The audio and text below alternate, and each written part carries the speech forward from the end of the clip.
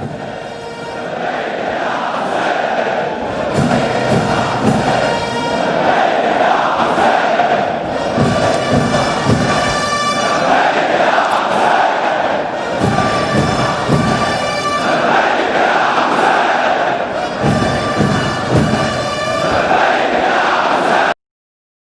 المولى ونعم النصير.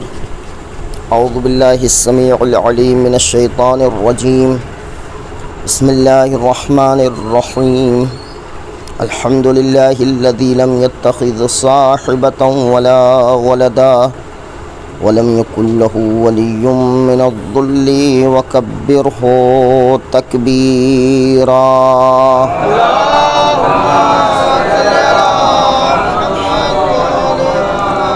والصلاة والسلام والتحية والإكرام على الرسول النبي الأمي الذي أرسله بالحق بشيرا ونذيرا وداعيا إلى الله بإذنه وسراجا منيرا سيدنا ومولانا أبي القاسم محمد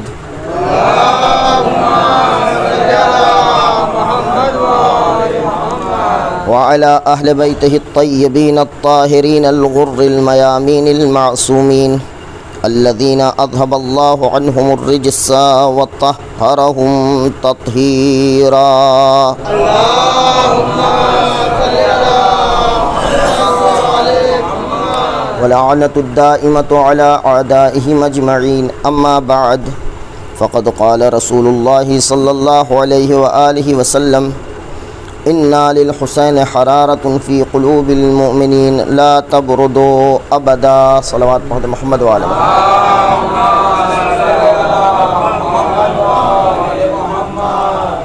عزاداران و سوگواران حضرت ابا عبداللہ علیہ السلام،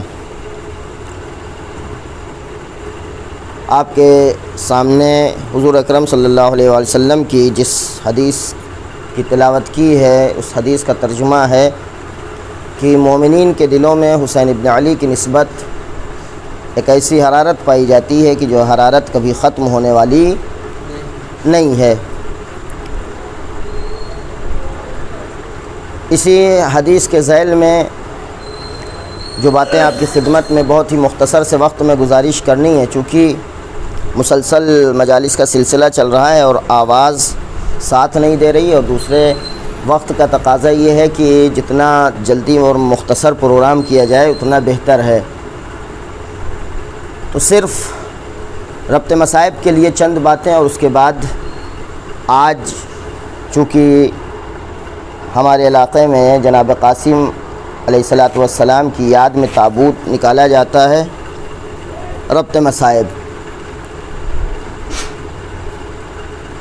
دین مبین اسلام میں مختلف عبادتیں ہیں، مختلف احکام ہیں، مختلف قوانین ہیں، اور ان تمام قوانین کے درمیان، ان تمام عبادتوں کے درمیان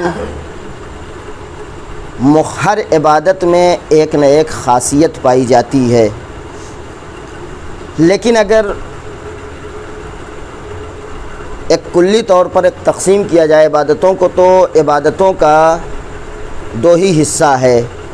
ایک وہ عبادت ہے کہ جسے دین مبین اسلام بہت ہی چھپا کر انجام دینے کی تاکید کر رہا ہے. خداوند عالم حکم دے رہا ہے کہ اس عبادت کو انسان جتنا ہو سکے چھپا کر انجام دے، مخفیانہ طریقے سے کرے، شور شرابہ نہ کرے، دکھاوا نہ کرے.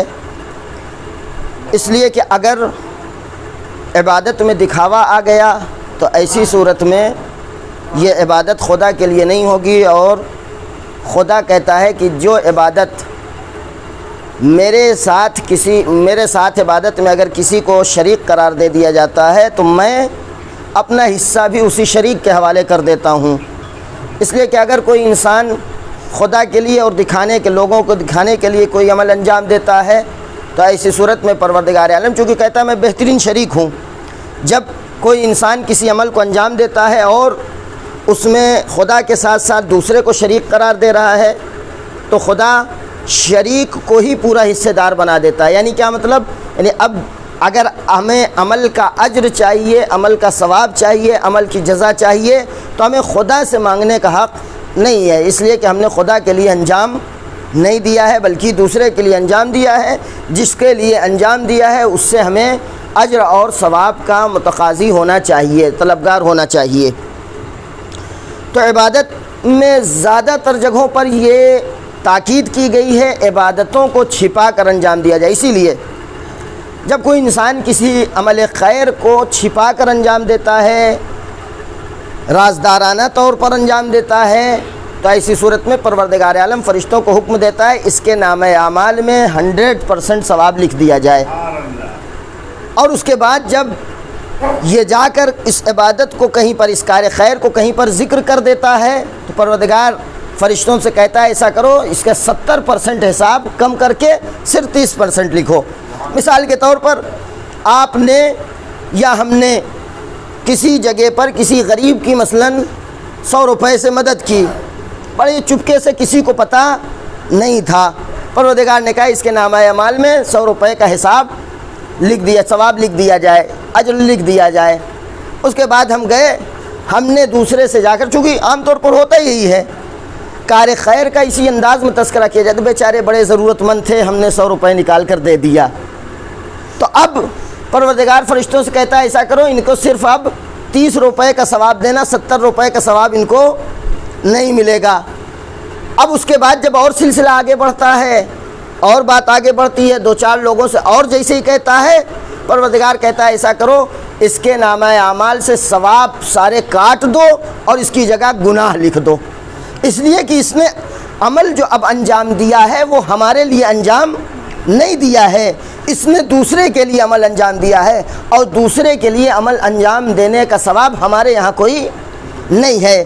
لیکن عزیزان گرامی، میں نے کہا عبادت کی 2 قسمیں ہیں۔ ایک طرف بعض عبادتوں کو اسلام حکم دے رہا ہے کہ اسے چھپا کر انجام دیا جائے، لیکن دوسری عبادتیں وہ ہیں کہ جن کو دین اسلام میں شعائر اللہ کہا گیا ہے۔ شاعر اللہ کے بارے میں یہ نہیں کہا جاتا ہے کہ آپ اسے چھپ کر انجام دیجئے، چپکے سے انجام دیجئے، کسی کو پتہ نہ چل پائے، بلکہ شاعر اللہ کے بارے میں اب حکم الٹ جاتا ہے۔ شاعر اللہ کے بارے میں حکم دیا جاتا ہے کہ جتنا ہو سکے دکھا کر انجام دو، جتنا ہو سکے شور شرابہ کر کے انجام دو، جتنا ہو سکے دکھا کر اور لوگوں کو جتا کر انجام دو، اس لیے کہ شاعر کے معنی ہوتے شعیرہ کے، اور شعیرہ یعنی علامت نشانی۔ علامت اور نشانی چھپا کر نہیں رکھی جاتی ہے، علامت اور نشانی کو ظاہر کر کے رکھا جاتا ہے، سامنے لگایا جاتا ہے، ایسی جگہ لگایا جاتا ہے جہاں آنکھوں سے دکھائی دے جائے۔ لہٰذا عزیزان گرامی، ہماری اس عزاداری کو معصومین نے کہا وَمَنْ يُعَظِّمْ شَعَائِرَ اللَّهِ، قرآن کہہ رہا وَمَنْ يُعَظِّمْ شَعَائِرَ اللَّهِ، جو شاعر اللہ کی تعظیم کرتا ہے، شاعر اللہ کا احترام کرتا ہے، یہی تقوی قلوب کی نشانی ہے۔ متقی ہونے کی علامت یہی ہے، متقی ہونے کی نشانی یہی ہے کہ انسان شاعر الہی کا احترام کرے۔ حج پر انسان جاتا ہے، حج کے جتنے ارکان ہیں سارے کے سارے شاعر اللہ ہیں، سب کے سب شاعر الہی ہیں۔ طواف کرنا، صفا و مروہ کے درمیان سعی کرنا، مینا میں قربانی کرنا، حج کے موقع پر کوئی عمل ایسا نہیں ہے کہ جہاں پر یہ حکم دیا جا رہا ہے چپکے سے جانا، کوئی دیکھ نہ پائے، بلکہ جتنی بھیڑ وہاں ہوتی ہے، جتنا مجمع وہاں ہوتا ہے، آپ کو اتنا مجمع کہیں نصیب ہی نہیں ہوگا۔ تو عزیزان گرامی، شاعر اللہ کو ہمیشہ دکھا کر انجام دیا جاتا ہے، جتا کر انجام دیا جاتا ہے۔ اب لہٰذا معصومین نے حکم دیا مجلسوں کو چپکے سے نہیں کرو، مجلسوں کو خفیہ طور پہ نہیں کرو، آہستہ سے نہیں کرو، بلکہ مجلسوں کو آؤ علل اعلان کرو، عام جگہ پر کرو، لوگ جان سکیں، اعلان کر کے کرو، دکھا کر کرو، جتا کر کرو، ایسی جگہ کرو جہاں پر لوگ دیکھ سکیں، اس لیے کہ یہ مجلس شاعر اللہ ہے، اور شاعر اللہ کو چھپا کر انجام نہیں دیا جاتا۔ شاعر اللہ کیا ہوتا ہے؟ اسلام کی نشانی۔ یہ مجلسیں ہیں اسلام کی علامت، یہ مجلسیں ہیں اسلام کی نشانیاں، لہٰذا جتنا دکھا کر انجام دو گے اتنا اس میں تاثیر پیدا ہو جائے گی۔ ایک صلوات پڑھ دے محمد و آل محمد پر۔ لیکن مشکل سب سے بڑی یہ ہے کہ ہم لوگ اس نعمت سے آگاہ نہیں ہیں۔ یقین جانیے بڑی آسانی سے یہ فرش ازا ہم تک پہنچ گئی ہے، بہت آسانی سے، نہ ہمیں کوئی محنت کرنی پڑی ہے، نہ کوئی زحمت، بغیر کسی مشقت کے آباء و اجداد کرتے چلے آ رہے تھے، وہ سلسلہ نسل در نسل چلا آ رہا ہے، لہذا ہم عادت کے طور پر انجام دے رہے ہیں۔ اگر انسان اس کی عظمت سے آشنا ہو جائے تو یقین جانیے انسان اس فرش ازا پر سر کے بل آئے گا، اس لیے کہ یہ عظمت ہے اس فرش ازا کی، یہ مقام ہے اس فرش ازا کا۔ ایسا نہیں ہے کہ ہم صرف شوق میں چلے آتے ہیں، شوق میں نہیں آتے ہیں، ہمیں اس فرش ازا کی عظمت معلوم ہے، ہم اس لیے اتنی محنت و مشقت کرتے ہیں، ہم جانتے ہیں اس فرش کی عظمت کیا ہے، اس کا مقام کیا ہے، اس کا رتبہ کیا ہے۔ یہ کہاوتیں نہیں ہیں، محاورے نہیں ہیں کہ معصومین تشریف لاتے ہیں، حضرت زہرا سلام اللہ علیہا تشریف لاتی ہیں۔ امام کے ایک صحابی ایک دن نہیں تھے، آپ کے پاس روز آتے تھے، ایک دن نہیں آئے۔ جب دوسرے دن پہنچے تو امام نے پوچھا، چھٹے امام نے، کہ فضیل یہ بتاؤ کل کیوں نہیں آئے؟ اس لیے کہ انسان اپنی کو کردار و اخلاق سے اتنا بلند کر دے کہ امام خود یاد کرتے ہیں۔ فضیل ایسی ہستی تھے کہ جو امام کے دربار امام کے پاس آتے جاتے تھے، اور جب امام کے پاس نہیں پہنچے تو امام کو فکر ہوئی کہ فضیل نہیں آئے۔ البتہ امام کو پتہ ہے کہ امام فضیل کہاں تھے، پھر بھی امام سوال کر رہے ہیں، فضیل تم کہاں تھے؟ کہا مولا ایک کام پڑ گیا تھا جس کی وجہ سے میں نہیں آ سکا۔ اب امام نے کہا فضیل میں نے تم سے پوچھا کہ تم کہاں تھے، وہی جو تمہیں کام پڑا تھا، جس کام کی وجہ سے تم نہیں آئے تھے، اسی کو میں جاننا چاہتا ہوں۔ بار بار تاکید کریں، فضیل نہیں معلوم کیوں نہیں بتانا چاہ رہے تھے؟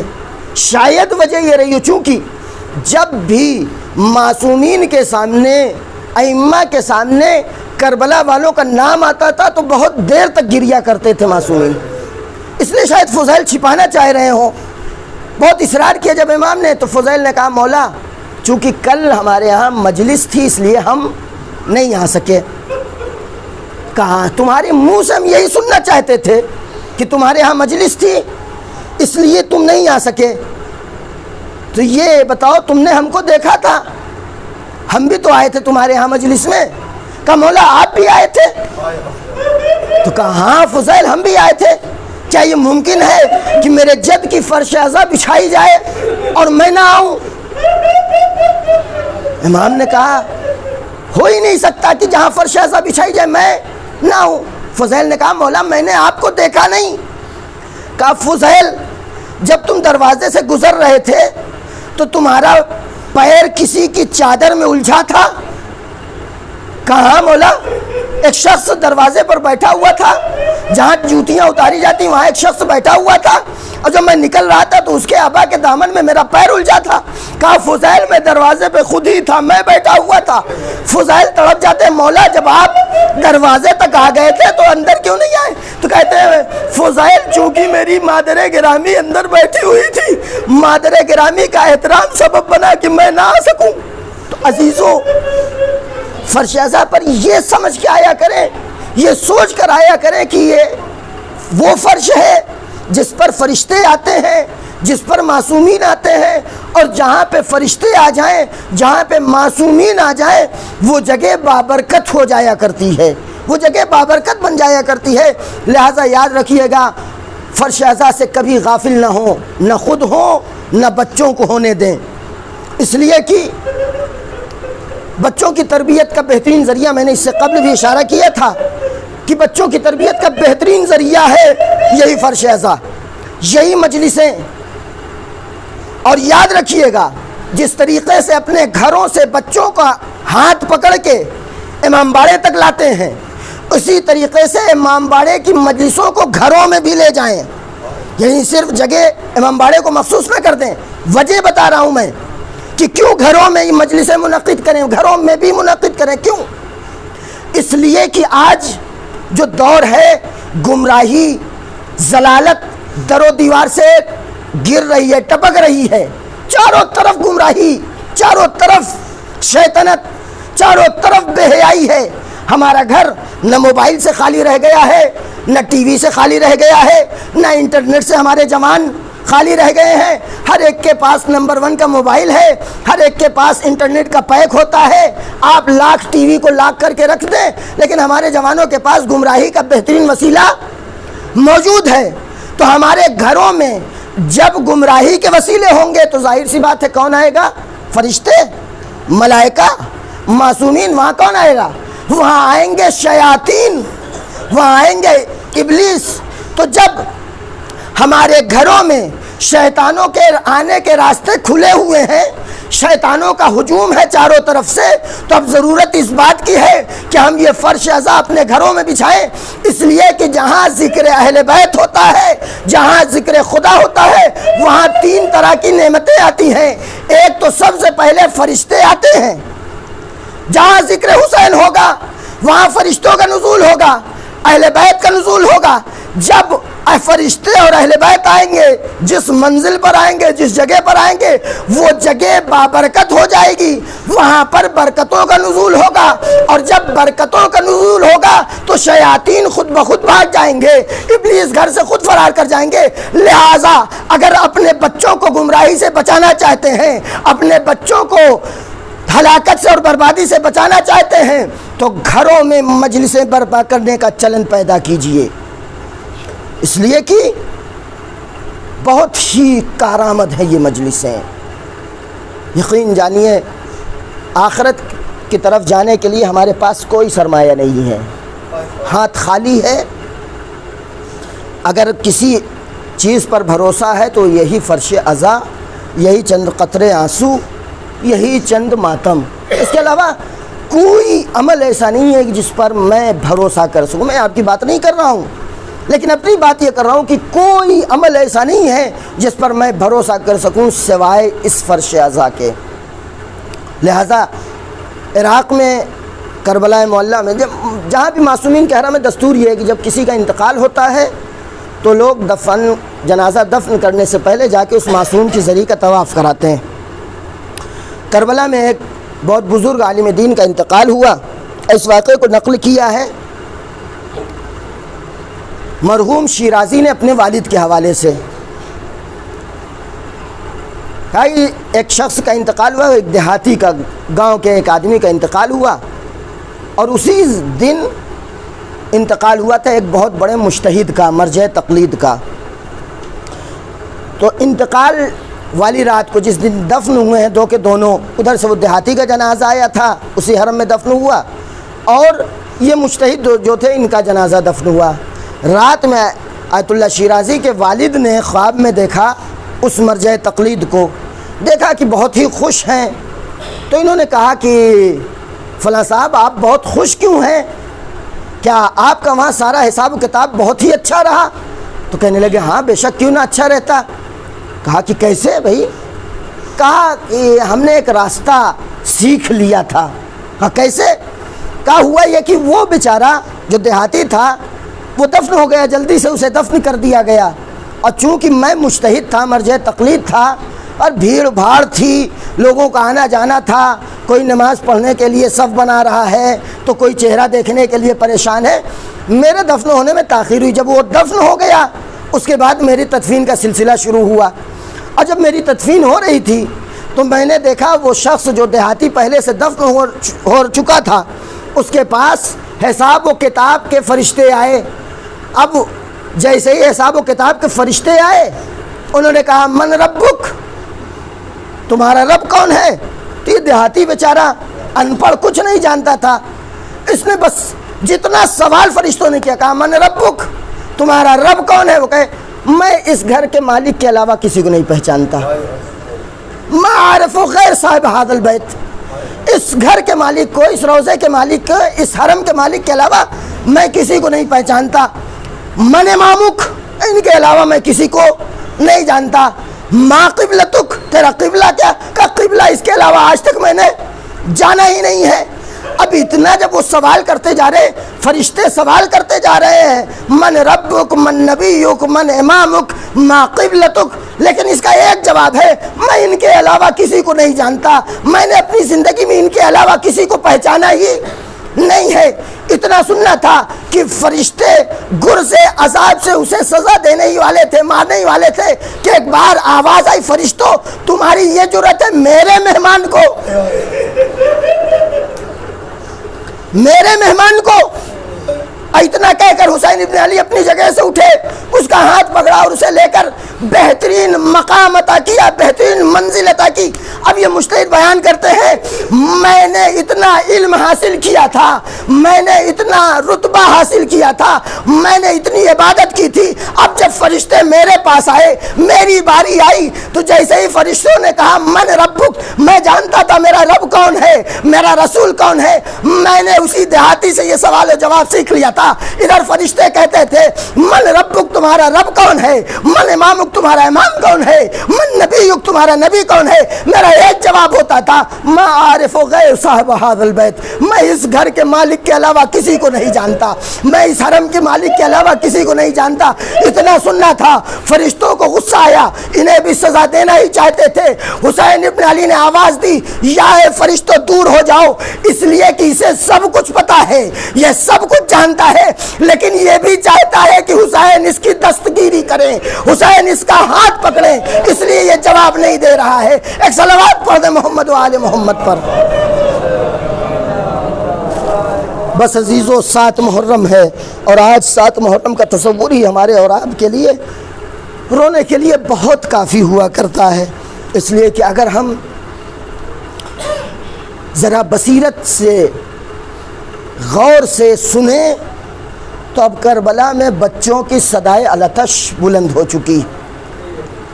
آج کا دن وہ تھا جو تمام مقاتل نے یہ لکھا ہے کہ کربلا میں 7ویں کو پانی بالکل ختم ہو گیا، اس لیے کہ خیمے کب کے ہٹائے جا چکے ہیں، پانی کی بارہا کوششیں بھی ناکام ہو گئی ہیں، متعدد بار پانی لے آنے کے لیے کوششیں کی گئی ہیں، کنواں کھودا گیا ہے، پانی لینے کے لیے لوگ گئے ہیں، ساری کوششیں ناکام ہو گئی ہیں۔ گویا قدرت نے کربلا والوں کی قسمت میں عطش اور پیاس کو لکھ دیا تھا، اس لیے 7 محرم کو جب ایک قطرہ پانی نہ بچا تو بچے تو کچھ بھی حوصلہ نہیں رکھتے، بڑوں کے پاس کچھ تو حوصلہ ہوتا ہے، بچوں کے برداشت سے باہر ہو گیا، اور عصر تک یہ حالت تھی، ہر بچے کی زبان پر بس ایک فقرہ ہوتا تھا، ہائے پیاس مارے ڈال رہی ہے، ہائے پیاس مارے ڈال رہی ہے۔ اسی طریقے سے یہ 3 دن کٹے ہیں اور صبح عاشور آ گئی۔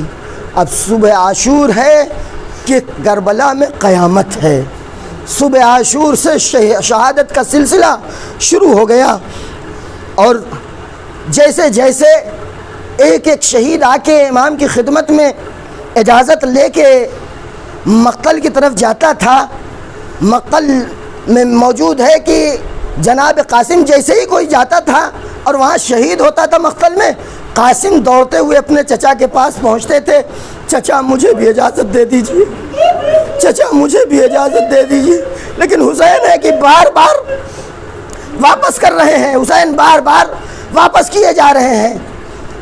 آخر کار قاسم مایوس ہو کر بیٹھ گئے، خیمے کے پیچھے جا کر خیمے کے سائے میں سر کو زانو پر رکھ کر بڑی ہی نا امیدی کے ساتھ بیٹھے ہوئے زار و قطار رو رہے ہیں۔ اتنے میں فروا آئیں، اور اس کے بعد فروا پوچھتی ہے بیٹا کیا بات ہے، کیوں اس طریقے سے گریہ کر رہے ہو؟ کہا مادر گرامی میں بار بار چچا کی خدمت میں جا رہا ہوں اور چچا مجھے بار بار واپس کر دے رہے ہیں۔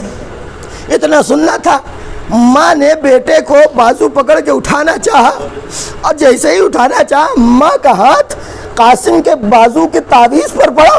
ماں کو فوراً یاد آ گیا کہ جب میرا والی و وارث دنیا سے جا رہا تھا تو اس نے ایک تعویذ باندھا تھا میرے لال کے بازو پر، اور کہا تھا کہ دیکھو جب کوئی سخت مصیبت پڑے گی تو اس تعویذ کو کھول کر دیکھ لینا۔ اب اس سے بڑی سخت مصیبت کیا ہو سکتی ہے؟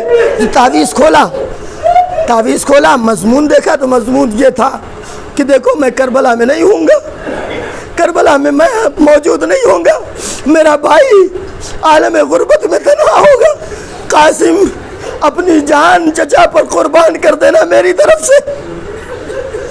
جیسے ہی تعویذ دیکھا ماں بیٹے دونوں خوش ہو گئے، اور خوشی خوشی تعویذ لے کر قاسم اپنے چچا کی خدمت میں پہنچے۔ بھائی نے بھائی کی تحریر کو دیکھا، آنکھوں سے لگایا، بھتیجے کو گلے سے لگا لیا۔ مقتل نے کسی دوسرے شہید کے بارے میں یہ جملہ نہیں لکھا ہے، حسین نے عباس کو بھی مقتل روانہ کیا ہے، حسین نے علی اکبر کو بھی مقتل روانہ کیا ہے، حسین نے انو محمد کو بھی مقتل روانہ کیا ہے، حسین نے حبیب کو بھی مقتل روانہ کیا ہے، لیکن جو انداز قاسم کے رخصتی کا ہے مقتل نے کسی کے بارے میں نہیں لکھا چچا بھتیجے گلے مل کر اتنا روئے کہ دونوں غش کھا کر گر گئے۔ اور اس کے بعد حسین نے اپنے بھتیجے کو تیار کرنا شروع کیا، تیار کرنے کے بعد زرہ تلاش کی جا رہی ہے، زرہ قاسم کے لائق نہیں ہے، اتنا بچپنا ہے، اس لیے کہ تاریخ لکھتی لم یبلغ الحلم، ابھی بالغ تک نہیں ہوئے تھے قاسم، زرہ نہیں ہے۔ ایک باریک سا کرتا پہنا کے مقتل روانہ کیا ہے، 3 دن کا بھوکا اور پیاسا بچہ مقتل میں کتنی دیر جنگ کر سکتا تھا، کیسے لڑتا؟ ایک دشمن اہل بیت قاسم کے پیچھے آیا، اس لیے کہ اہل بیت کے شیروں کا مقابلہ سامنے سے نہیں کیا جا سکتا، پشت سے آیا، اس نے تلوار اٹھائی اور بھرپور تلوار قاسم کے سر پر لگائی، قاسم گھوڑے سے گرنے لگے تو آواز دی چچا قاسم کا آخری سلام قبول ہو۔ چچا قاسم کا آخری سلام قبول ہو۔ بھتیجے کی آواز سن کر حسین بہت تیزی سے مقتل کی طرف دوڑے، اب جب قریب پہنچے دیکھا قاسم کا قاتل سرانے بیٹھا ہوا ہے، سر و تن میں جدائی کرنا چاہتا ہے۔ حسین نے دشمن پہ حملہ کیا، دشمن کا ہاتھ کٹ گیا، دشمن یہ چلاتا ہوا بھاگا، ارے مجھے حسین سے بچا لو، مجھے حسین سے نجات دے دو۔ جیسے ہی فوج نے یہ آواز سنی فوج میں بھگدڑ مچ گئی، ادھر کے گھوڑے ادھر کے گھوڑے ادھر ہونے لگے، بیچ میں قاسم کا جسم، جیسے قاسم کے سینے پر گھوڑوں کی ٹاپیں پڑتی قاسم آواز دیتے ہائے چچا، ہائے چچا۔ اب جب حسین قریب پہنچے ہیں عجب منظر دیکھا، قاسم دنیا میں نہیں رہ گیا، سر کو پیٹنے لگے، اے میرے چچا، میرے بھتیجے، تیرے چچا کے لیے بہت سخت ہے کہ تو بلائے تیرا چچا پہنچ نہ سکے، اور جب پہنچے تو تجھے پا نہ سکے۔ وَسَيَعْلَمُ الَّذِينَ ظَلَمُوا أَيَّ مُنقَلَبٍ يَنقَلِبُونَ إِنَّا لِلَّهِ وَإِنَّا